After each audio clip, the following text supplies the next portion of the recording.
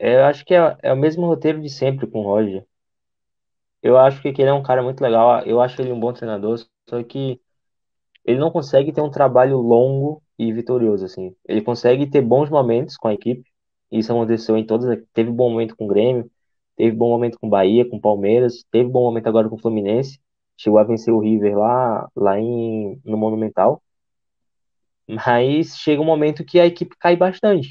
Ele é um cara que é muito fechado nas ideias dele, ele não abre muito mão do sistema dele, e as mudanças que ele fez no jogo contra o Barcelona são bem, deixa eu ver uma palavra que não seja tão, sei lá, acho que são estranhas, vai, as mudanças que ele fez.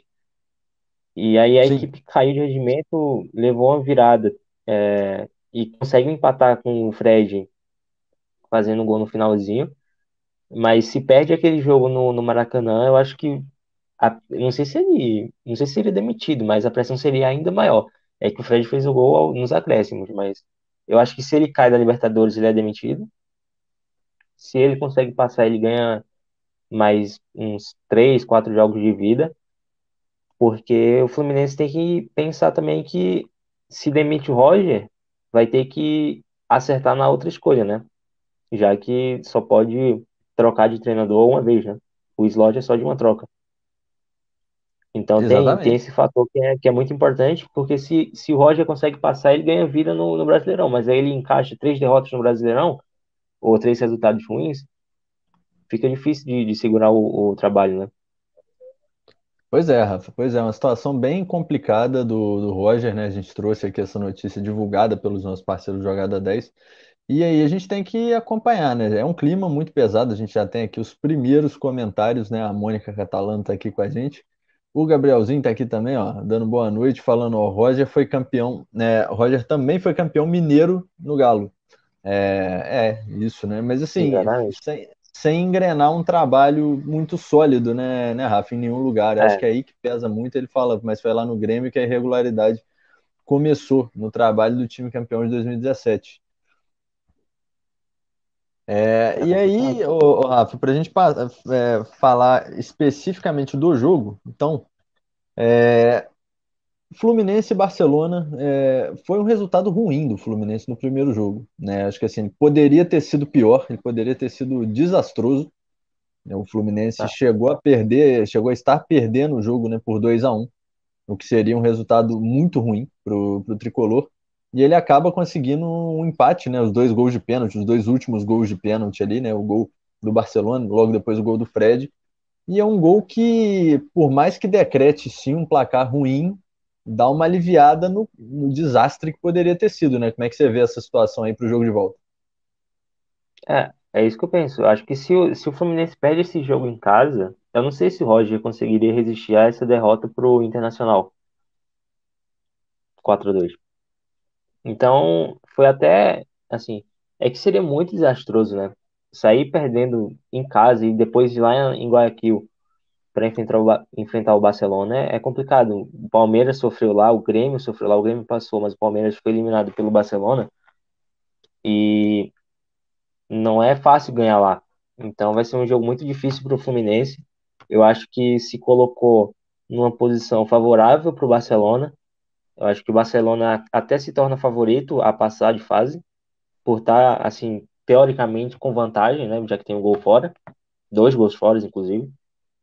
Então, é uma situação muito difícil para o Fluminense. Eu não vejo o Fluminense apresentar um futebol que dê esperança ao torcedor de chegar lá e vencer o Barcelona.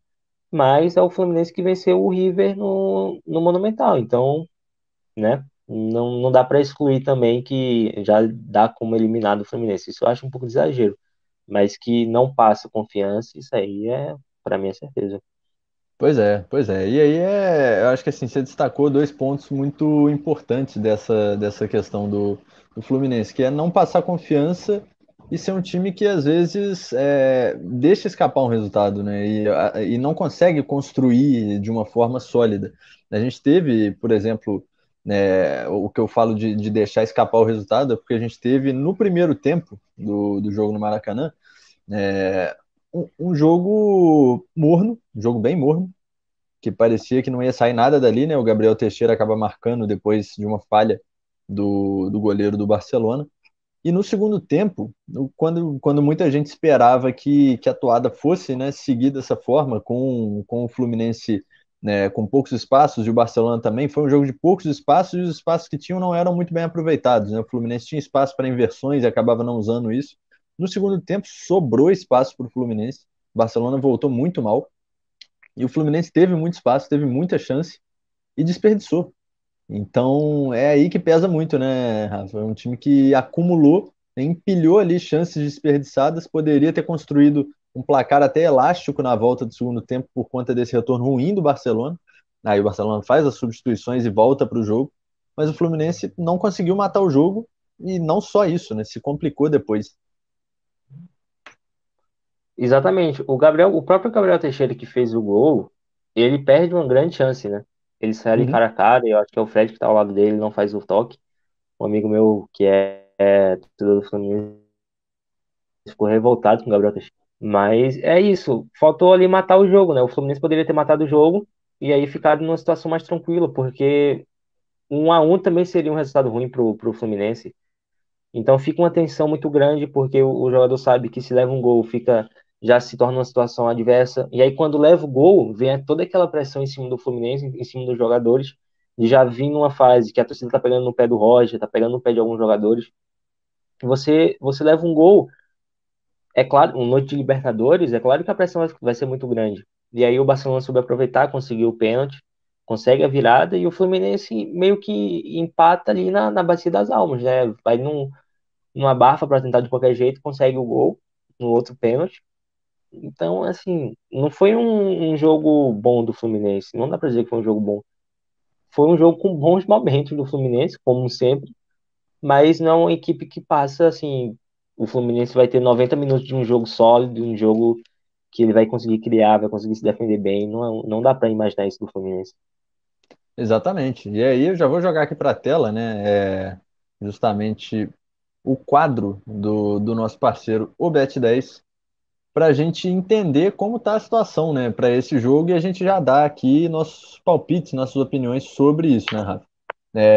A gente tem aqui 2,15 para uma vitória do Barcelona, 3 para um empate e 3,4 para uma vitória do Fluminense, ou seja, mostra que o Fluminense, né, pelas odds, não é o favorito. Não é o Não. favorito para passar no confronto e muito menos para vencer. Né? A gente tem, porque o empate em 2-2 é muito ruim, né? O Barcelona consegue 2 gols fora de casa. Então, assim, como é que você vê esse cenário? Você acha que o Fluminense vai se lançar para o jogo, vai encontrar espaços? O Barcelona vai entrar como entrou no começo do segundo tempo ou vai entrar como terminou o jogo de uma forma mais sólida? É um jogo que tem muitas variáveis ali, né? Muitas questões que envolvem essa construção desse placar, né? Sim. Eu acho que o Fluminense não vai sair muito pro jogo, pelo menos não no começo. Eu acho que se manter o resultado um 0-0 ou até um empate em 1-1, eu acho que o Fluminense pode se lançar mais.